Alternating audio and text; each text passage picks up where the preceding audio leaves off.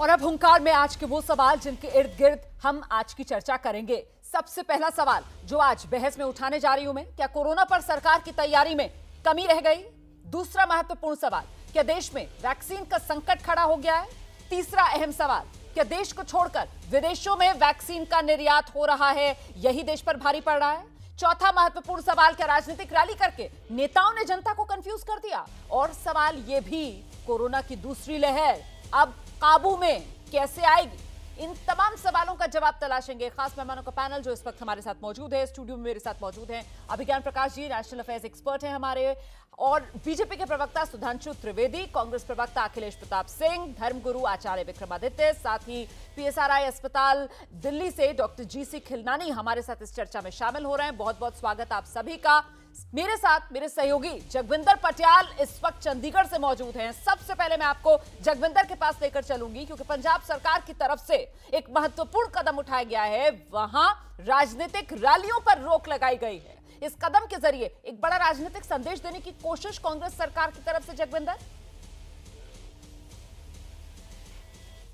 बिल्कुल ठीक कह रहे हैं और ऐसा होना भी चाहिए था क्योंकि शिरोमणि अकाली दल और आम आदमी पार्टी ने बड़ी रैलियां की हैं पंजाब में, और अब जो आदेश दिया गया है उसके मुताबिक अगर 30 अप्रैल तक कोई भी रैली करता है तो ना सिर्फ वहां जाने वाले नेताओं के खिलाफ एफआईआर दर्ज होगी, बल्कि साथ ही जो वहां के लिए टेंट, म्यूजिक सिस्टम या वेन्यू उपलब्ध करवाएंगे, जो जगह देंगे, उन तमाम चीजों को सीज किया जाएगा, उनके खिलाफ भी एफआईआर दर्ज होगी। ये सख्त निर्देश दिया गया है। इसके अलावा स्कूल, कॉलेज, शिक्षण संस्थान सब बंद कर दिए गए हैं 30 अप्रैल तक। और साथ ही कैप्टन अमरिंदर सिंह ने जब ये पूरा रिव्यू किया तो उन्होंने शिरोमणि अकाली दल की रैलियों के लिए और आम आदमी पार्टी की निंदा भी की। उन्होंने कहा कि कोरोना के नाम पर ये जिस तरह से रैलियां कर रहे हैं इसकी निंदा होनी चाहिए और इनके खिलाफ कार्रवाई होनी चाहिए अगर आगे से इस तरह की रैलियां होती हैं। ये एक बड़ा कदम माना जा रहा है पंजाब में। बहुत बहुत धन्यवाद जगविंदर पटियाल हमारे साथ आने के लिए हुंकार में। और आइए अब सीधे अपने खास मेहमानों का रुख कर लेते हैं। सबसे पहले चलते हैं सुधांशु त्रिवेदी जी के पास। सुधांशु जी, कोरोना पर सरकार की तरफ से कमी रह गई?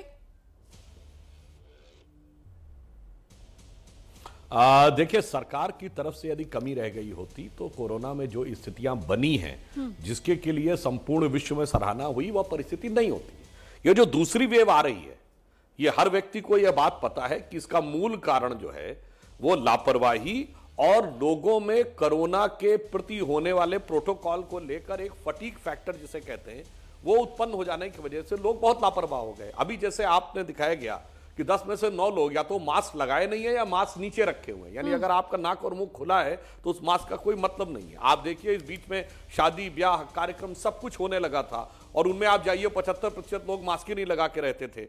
दूसरा, वैक्सीन आ जाने से, जो कि एक सकारात्मक कदम था, ऐसा प्रतीत होता जैसे एक साइकोलॉजिकल यानी मनोवैज्ञानिक वातावरण लोगों का ऐसा बन गया, अब आगे आप तो कुछ नहीं होने वाला, अब सब कुछ ठीक है। इन कारणों से यह समस्या बढ़ी है, इसीलिए सरकार की तरफ से निरंतर प्रयास है। आज भी स्वास्थ्य मंत्री जी ने भी इन बातों के लिए आग्रह किया है। अखिलेश जी, फिर कांग्रेस की तरफ से क्यों कहा जा रहा है कि सरकार की तैयारी ठीक नहीं है? आपने सुन लिया, सुधांशु जी कह रहे हैं साहब जो कोरोना का प्रोटोकॉल था उसे लेकर आम लोगों में फटीग फैक्टर और डर खत्म होना क्योंकि वैक्सीन आ गई। आसपास रोज मरीज मिले, जबकि कई प्रदेशों में जांच ही नहीं हुई, खासतौर से यूपी जैसे प्रदेशों में। और इसको अगर आप नियंत्रण मान रहे हैं तो मैं इनको प्रणाम करता हूं। अभी आपके चैनल पे आपने दिखाया कि आपके रिपोर्टर लोगों से बाइट ले रहे हैं और वो लोग मास्क नहीं लगाए, उनसे पूछा जा रहा है।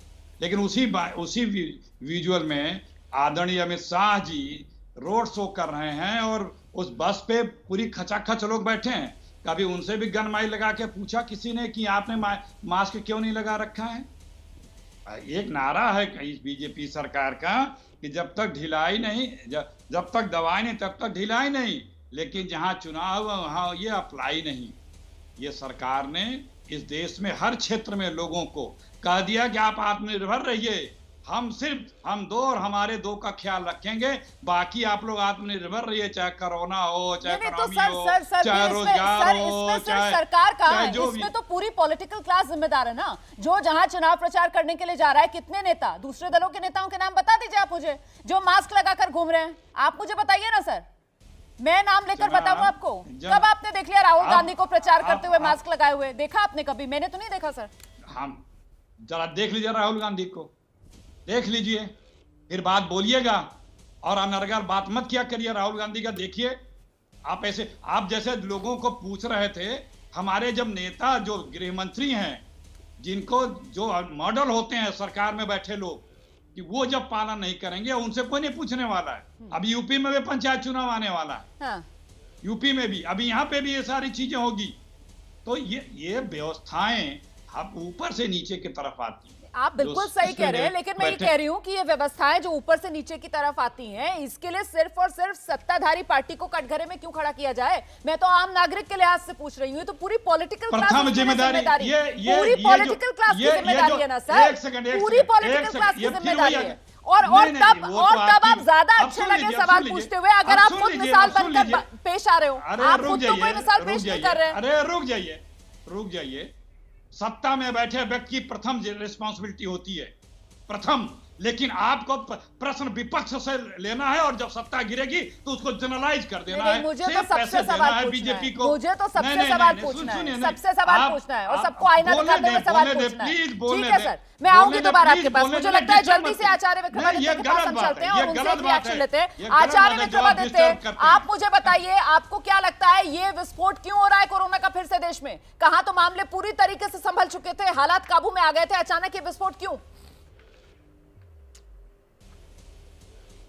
देखिए, जिस प्रकार का वातावरण लगातार बना हुआ है, लोगों के मन में एक ऐसी बात आ गई कि मुझे नहीं होगा कोरोना वायरस। ये उसका ही कारण है कि जिसके कारण से इतनी भयावह स्थिति पुनः बन के आ रही है। जिस प्रकार का एक्सपीरियंस लोगों ने नहीं लिया और लीनियंसी बरती, उसके कारण से ये व्यवस्था ये बन गई है। कुव्यवस्था के कारण से ये हर समाज के हर वर्ग के अंदर यही हो गया, चाहे शादियाँ हों, चाहे कोई धार्मिक उत्सव हो, व्यवस्थाएं कईयों को ऐसा भाव हो गया है कि जिनको हुआ था अब मुझे दोबारा नहीं होगा।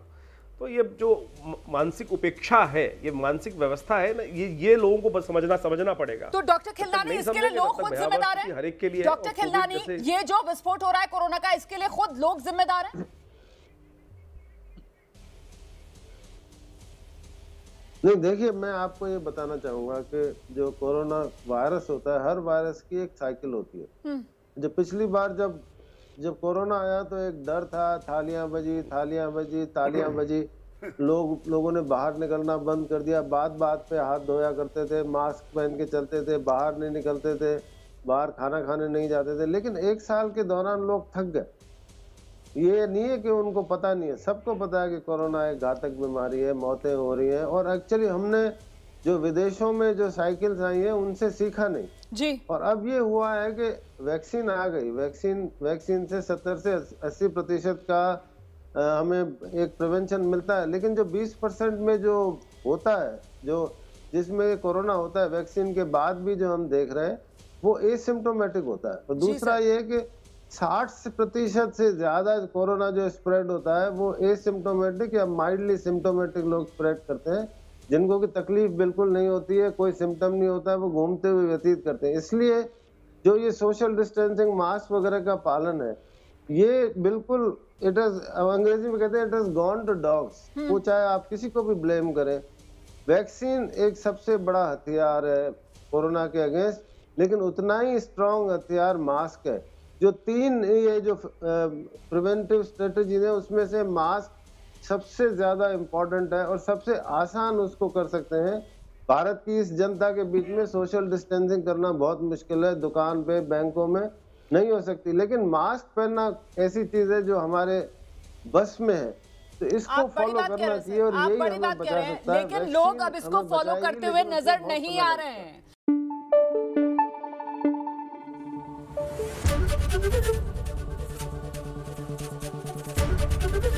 एबीपी न्यूज आपको रखे आगे।